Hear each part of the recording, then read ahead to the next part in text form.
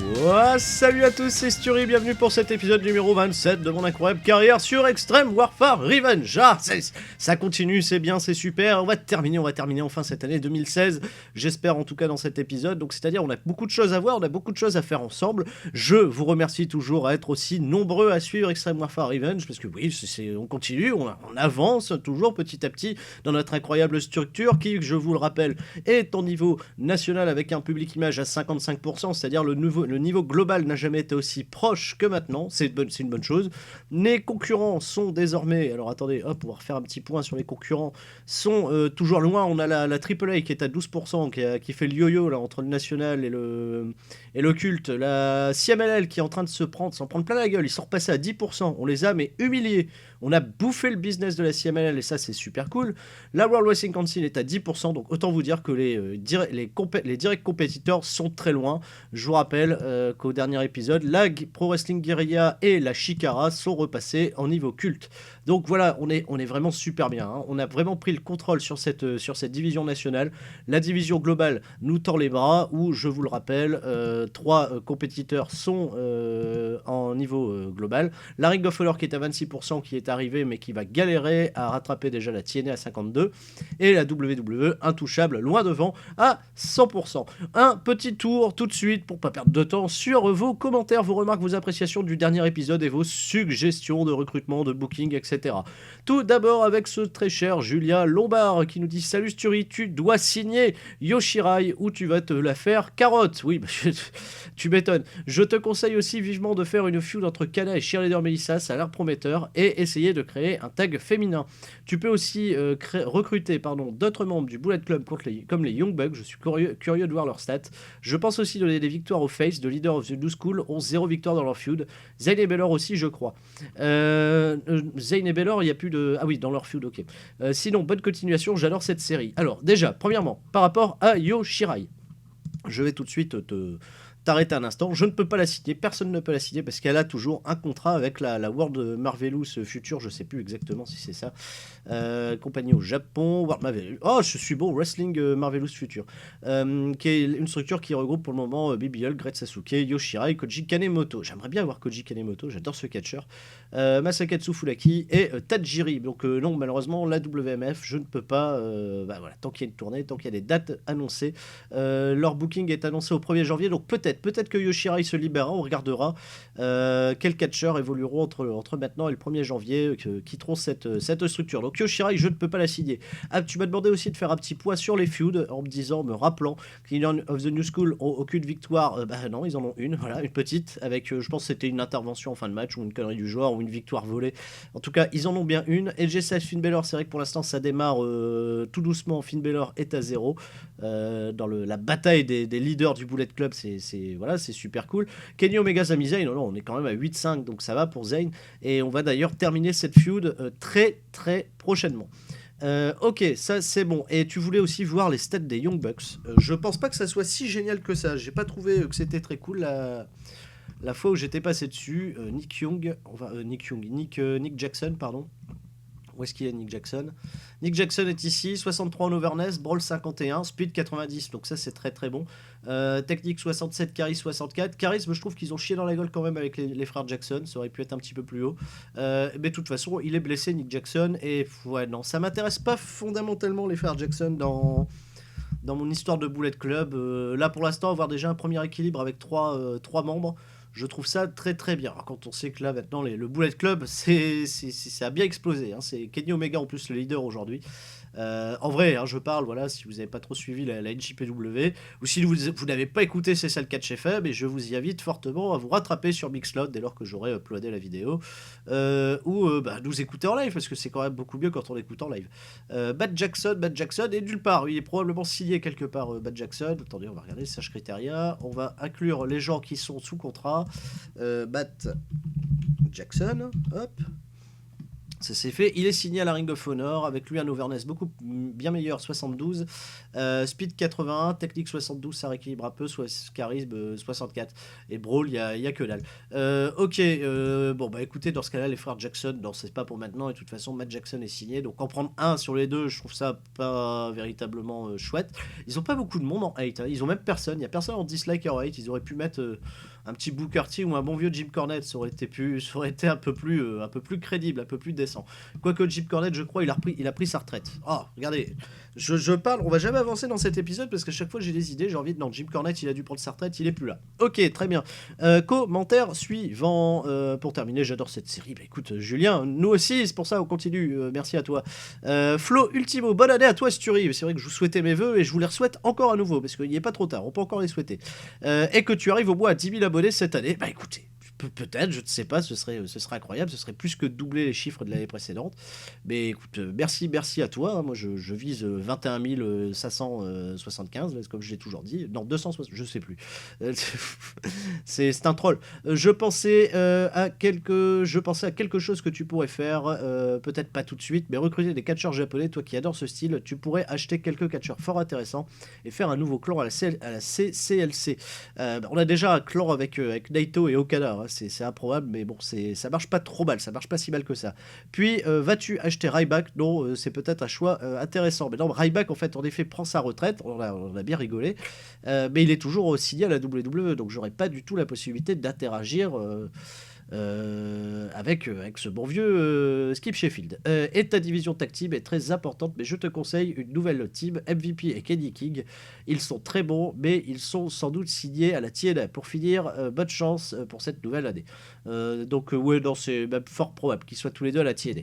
Raphaël Scheffler, ce serait super si tu bookes les matchs et que tu nous montres ça avec des animations rigolotes, genre avec WWE 2K16, pour faire des matchs ou pour faire un show complet. Là, c'est une idée parfaite comme ça, et bonne année en retard. Alors, c'est une idée qui m'a déjà traversé la tête, mais ça serait un boulot, mais alors incroyablement chiant en montage. Ce que j'aime quand même avec le WR, c'est que pour moi, c'est ce que j'ai de plus cool à faire. Voilà, j'ai pas de montage, je suis bien, vous me suivez cette série, moi ça me va, tu vois, c'est le côté un petit peu feignasse, tu vois, ou alors de putaclic, j'en sais rien, je sais pas comment vous appelez ça sur YouTube, ça fait qu'un an que je suis là, mais c'est bien, c'est tranquille pour moi, c'est vrai que je me casse le cul à vous faire beaucoup de montage sur du WWE 2K16, j'aimerais quand même laisser la série WR assez neutre, assez simple à suivre.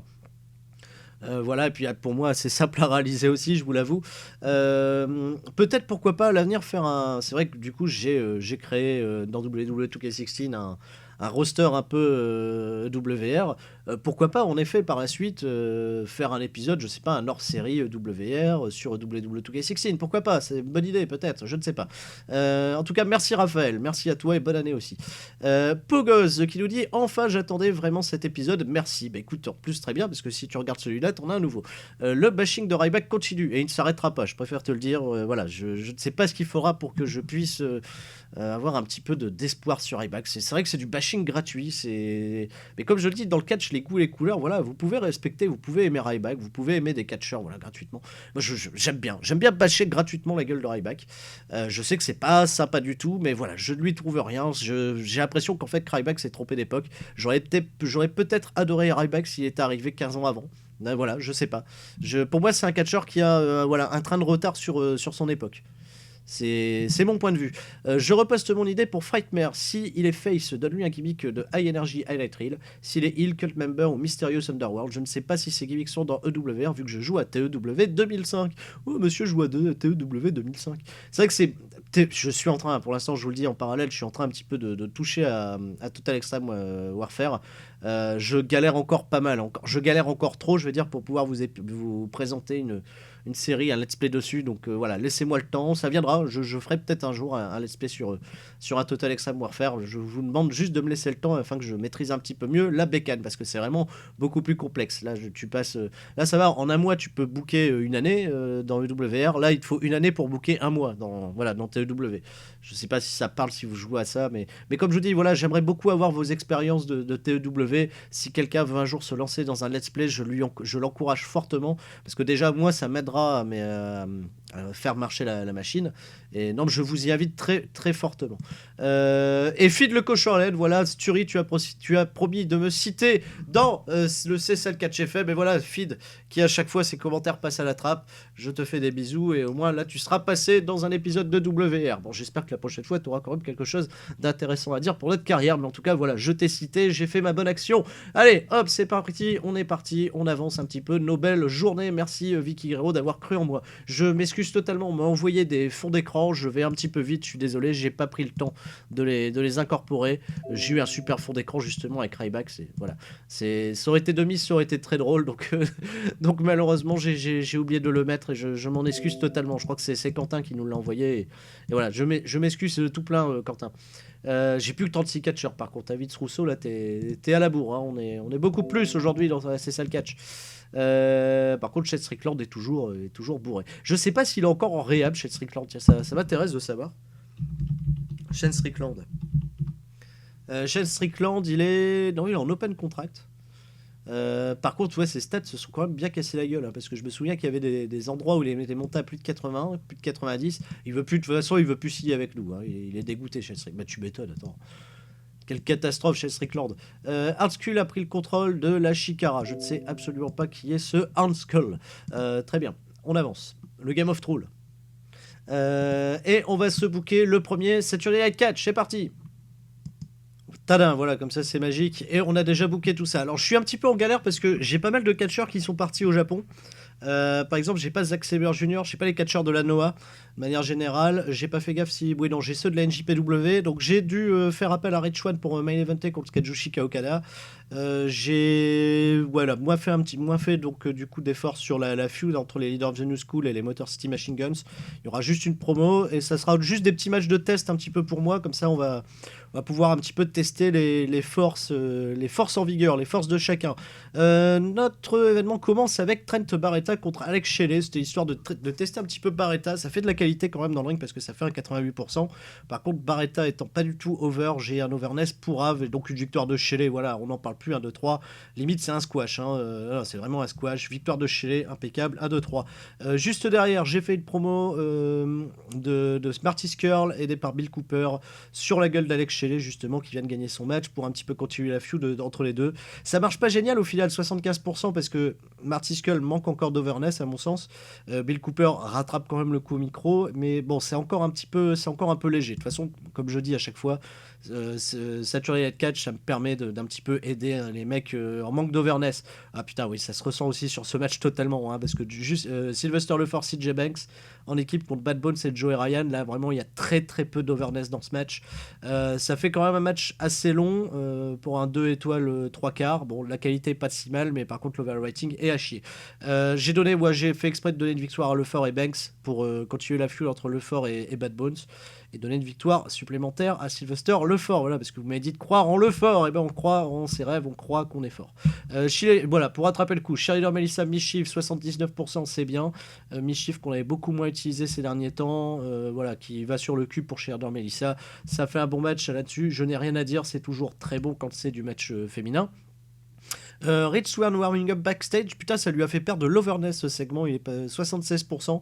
Je pensais que Rich Swan sur un segment solo comme ça qui se prépare à son main event, ça aurait fait du bon rating. Au contraire, ça lui a même fait perdre de l'overness. Bordel, c'est pas une super bonne nouvelle. Et on arrive au main event, Kazuchika Okada contre Rich Swan. Bon là par contre c'est très bien, ça permet en plus de gagner de l'overness pour Okada, que j'ai fait remporter ce match avec une intervention de Tetsuya Naito. Peut-être pourquoi pas teaser un match entre les Inner City Machine Guns et mon alliance Okada Naito, bah pourquoi pas. Ok, très bien, je me suis quand même permis à la fin du match de faire intervenir Swan pour qu'il débarrasse le ring, pour qu'il ne perde pas d'overness. Ça fait quand même un super match, 84%. Pourquoi pas, je pense qu'une série quand même de matchs entre Inner City Machine Guns et Okada Naito pourrait être intéressante pour la suite. Bon, ça fait un show moyen, 76%. Je vais quand même découvrir avec vous les ratings. J'ai peur que ça soit pas non plus génial. On va regarder ça tout de suite. On fait quand même un 5.13. Oh là, 5.13 en fait c'est un excellent rating, j'ai rien à redire. 5.13, on n'est pas très loin de la Ring of Honor à 5.19, donc c'est très bien. La Ring of Honor qui est quand même un niveau au-dessus de nous, donc c'est bien, on bataille toujours et au final c'est pas un si mauvais show que ça. Bon bah très bien, on se retrouve tout de suite après le booking de Vivement Dimanche. Allez, comme ça, on est prêt à y aller pour vivement dimanche. Le booking est fait. Je suis vraiment emmerdé avec tous ces stars qui sont partis au Japon. Je suis un peu emmerdé d'avoir perdu Ricochet de ce fait-là parce que je peux absolument rien faire autour de ma division par équipe. Donc du coup, c'est vrai que je me passe totalement sur ce show de Rich Swann qui est pourtant quand même un de mes top players. On va faire un petit peu avancer toutes les feuds. On va continuer un petit peu de faire avancer ce qui se passe avec le Bullet Club. Vous allez voir, ça va être intéressant. Allez, on démarre le show avec tout d'abord, j'ai booké Finn Balor dans le ring. Voilà que débarque le Bullet Club 2.0. AJ Styles propose à Finn Balor de rejoindre le Bullet Club parce que voilà, c'est trop classe.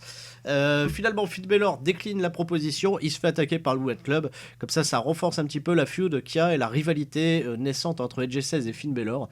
Je trouve ça, moi, particulièrement bien foutu, notamment quand on sait que, voilà, il y a cette relation entre le Balor Club, le Bullet Club. Bref, moi j'aime bien, ça fait à 84%, donc c'est pas mal, c'est pas si mal du tout pour un angle à plusieurs. En espérant que ça soit donc du coup profitable à tout le monde pour la suite. Kevin Owens a un squash match contre Joey Ryan, puisqu'il en a plus rien à foutre. Il continue de démolir Joey Ryan après le match. The Rock débarque et The Rock fout branler à Kevin Owens histoire de continuer de teaser un match entre les deux au prochain pay-per-view. Ça fait 80%, c'est pas si mal. Saramato Page backstage se crêpe le chiliro, voilà, ça fait 83%, donc c'est bien, c'est efficace, ça fait du bon segment à plus de 80 d'overall, donc moi voilà, les gonzesses sont toujours aussi efficaces. Ceux qui amènent un match pour le titre entre Kana et Page pour le titre de la meilleure cuisinière, puisque Kana le mérite au vu de ses dernières prestations. J'ai booké ça de manière à ce que Page remporte ce match par disqualification suite à l'intervention de Saramato. Ce qui est plutôt chouette, c'est qu'à la fin du match, du coup, Saramato se fait casser la gueule aussi par Kana, puisque voilà, elle attrape une chaise et puis elle casse la gueule de Saramato parce qu'elle lui a coûté sa chance pour le titre de meilleure cuisinière.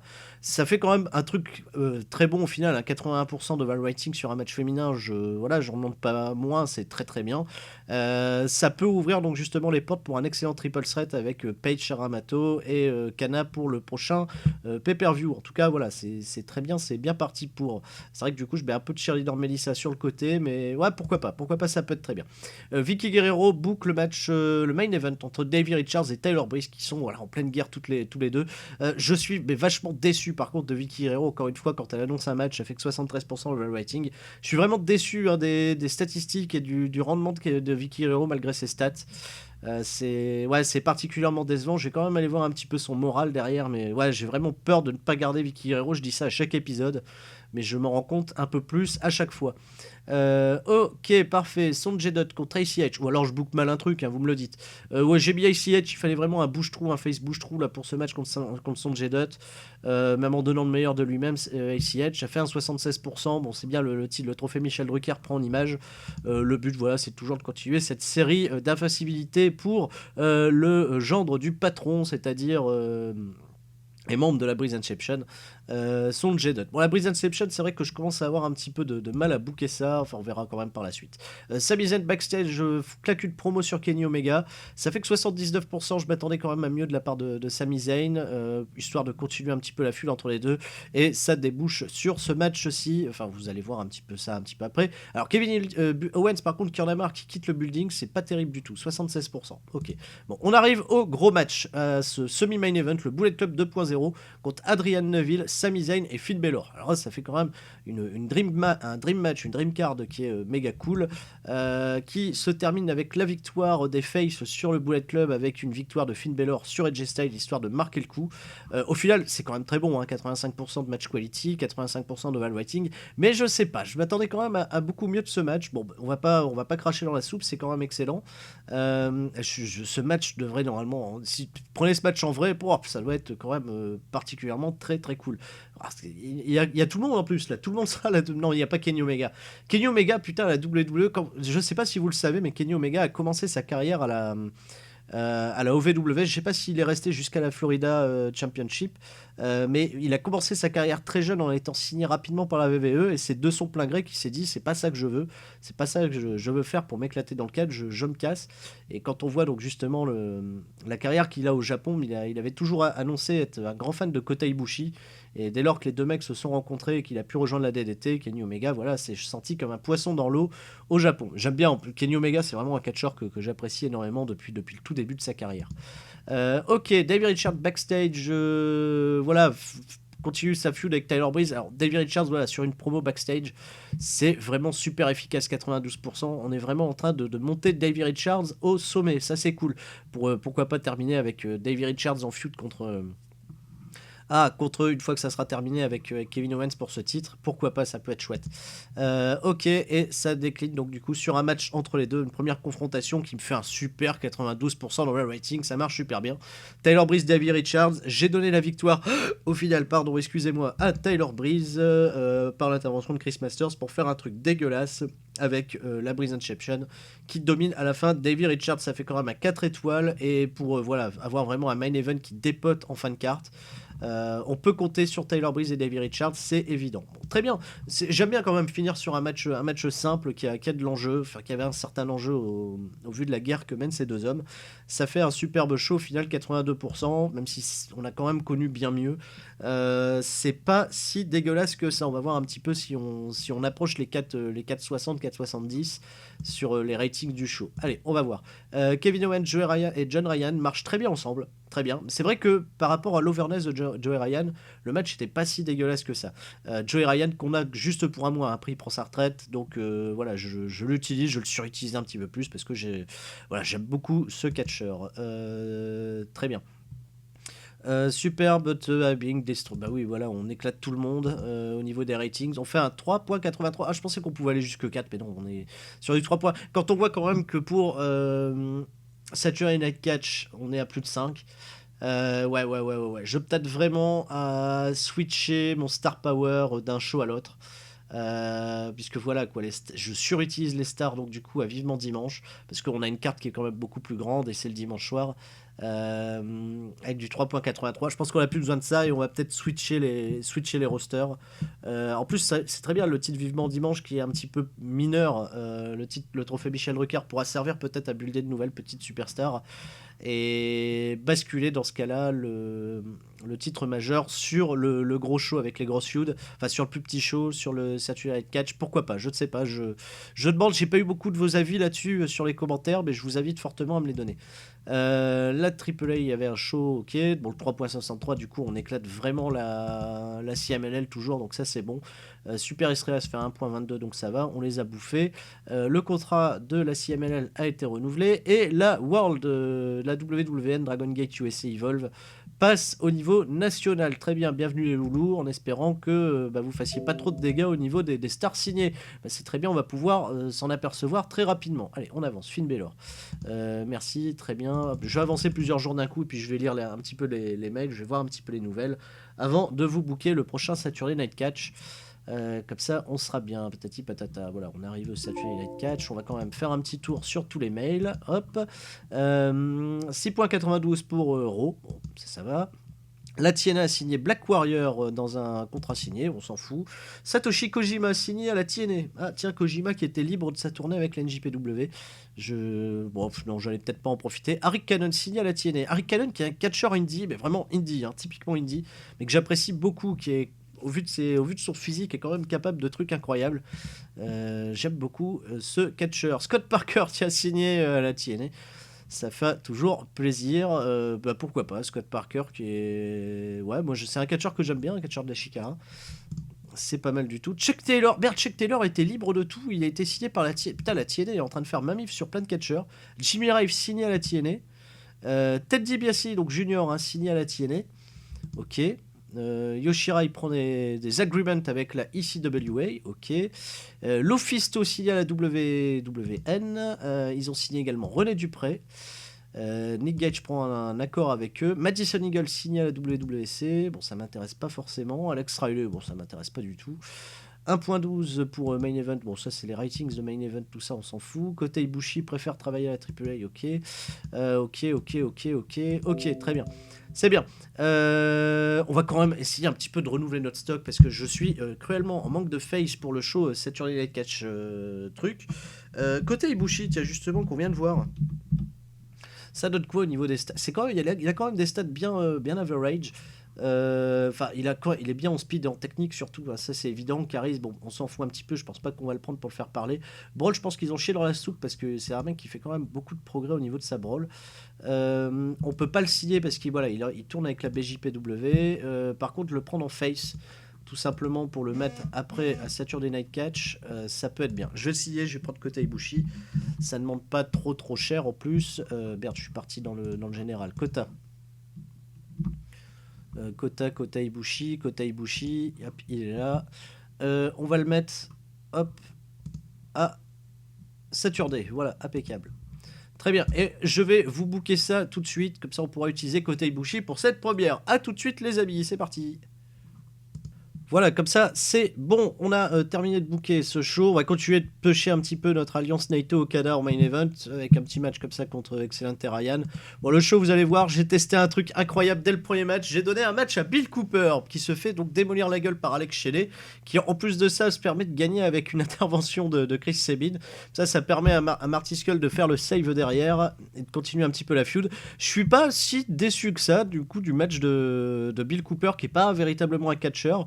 Il n'a pas des stats incroyables, il est surtout bon en charisme, hein, mais bon, si c'est pas si décollant que ça, puisque ça fait un 78% d'oval rating. Le match quality à 74%, donc ça forcément perd un petit peu de sa suprême, de sa splendide. Mais c'est bien parce que ça me permet de continuer la feud et de pouvoir quand même capitaliser sur un Marty Scurll qui est top babyface là-dessus et qui vient sauver les miches de son manager. Impeccable.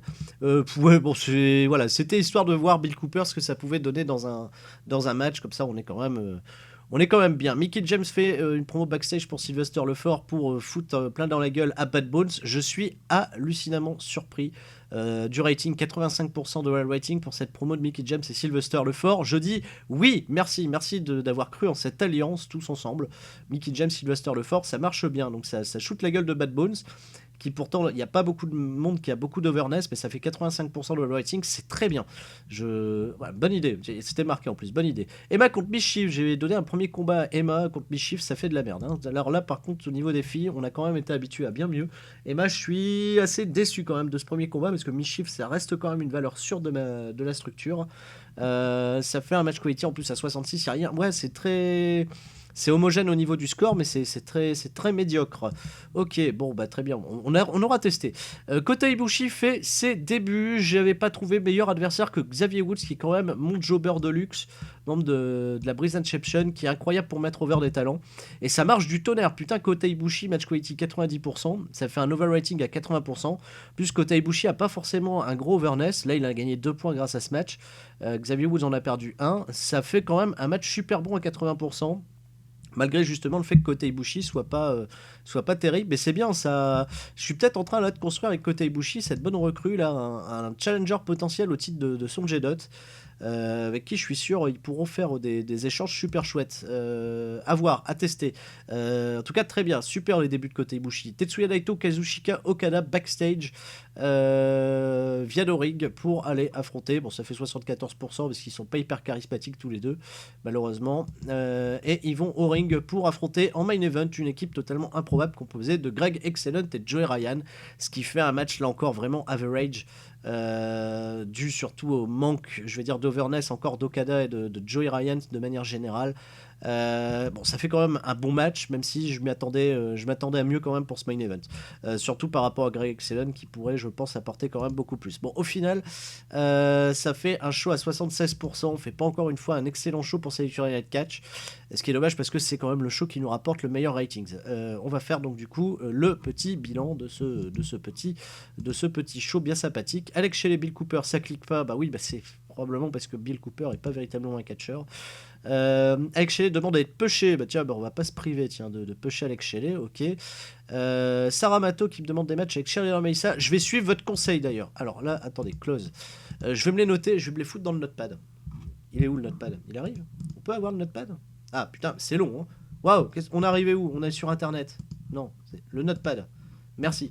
Je vais me les noter. Vous m'avez soumis cette super idée de les noter. Je crois que c'est Hazardox, hein, que je salue encore, qui sur sa série sur WR le fait aussi. Cheerleader contre Amato. On va se le garder, on va se le noter. Back, ok, impeccable. Et on revient sur nos mails. Voilà, ça je me permets. Sonjay Dutt aimerait affronter Sami Zayn, donc ça c'est pareil, je vais le noter. Davey Richards Omega. Oh putain, bah là j'ai beaucoup de trucs à noter les loulous. Hein. Oh, on va revenir. Alors attendez. Vous savez quoi? Attendez, je vais noter ça. Voilà, attendez, je vais noter ça tout de suite. Zayn contre Sonjay Dutt. On l'a déjà fait, hein, en plus ça, Zayn Dutt. C'est vrai que ça marchait bien. J'avais fait, je pense même un coup en main event. J'ai un doute, hein, les experts de mes épisodes s'en souviendront peut-être mieux. Zayn contre Dutt, Finn Balor, Taylor Breeze. Putain, Finn Balor, Taylor Breeze. Est-ce que j'ai déjà fait ça? Est-ce que c'est l'inédit? Là, pareil, j'appelle à vos avis d'experts. Back, et je crois que j'ai aussi Davey Richards qui m'a demandé un match. Davey Richards avec Kenny Omega.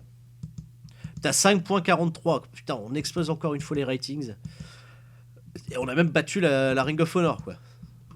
C'est quand même la classe. Bon, on n'est pas sur le même slot horreur, mais c'est quand même important. Hein. C'est quand même vachement important. Kenny Omega, Davey Richards. Pareil, je crois que ça, c'est de l'inédit. Hein. Davey Richards versus Kenny Omega. On se le note, hein, on se les garde. On sait que c'est des matchs qui peuvent bien marcher. Ok, je voulais quand même faire un point, voilà, sur le roster. Regardez un petit peu de plus près quand même les stats de Naito et Okada, que je construis comme ça un petit peu en parallèle. Okada 74, donc c'est bien, ça continue un petit peu de grimper pour Kazuchika Okada. Tetsuya Naito, lui de son côté, et voilà, sur du... Ouais, il est average partout sur ses stats. Enfin, average, c'est quand même là super bien. C'est équilibré à plus de quasiment 75 de moyenne. Il y a vraiment que le charisme qui pèse. C'est dommage parce que j'avais ce bon vieux Adam Pearce pour les manager, mais qui est actuellement en réhab parce qu'il prend de la drogue. Bah, malheureusement, oui. Qui était bien au charisme pour les manager. Là, je l'ai plus. Et ce serait pas si bête de reprendre un manager pour ces mecs-là. Je sais pas trop qui je pourrais mettre avec eux pour renforcer un petit peu ce clan des Japs. Ce serait bien un étranger hein, lui-même pour pouvoir les renforcer, je sais pas. Greg Selon, ouais, c'est dommage parce que 82% et Joey Ryan, il a pris un peu d'overness ou pas du tout? Il est où Joey Ryan? Ah non, il est encore à 59. Putain, il a un Creative Control cet enculé. Je vais filer un Creative Control, mais pourquoi? Ok, super. Signé de 12 bois, mais il sera pas là 12 bois, il part déjà à la fin du bois. Ok, bon, très bien. Ah oui, et je voulais encore regarder aussi, c'est vrai que je prends pas assez le temps de regarder les stats de mes mecs, ou alors je fais ça en off.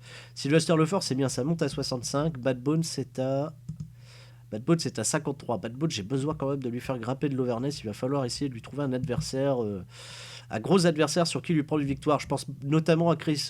Il va faire la gueule hein, si je fais ça, mais pourquoi pas Chris Masters, parce que je pense qu'entre les deux, ça peut cliquer, ça peut être chouette. Je sais pas pourquoi pas. C'est vrai que ça pourrait être un truc à exploiter. Kota Ibushi 63 et ça va monter. Alex Shelley m'avait demandé un push. On va pas louper le push d'Alex Shelley. Alter up.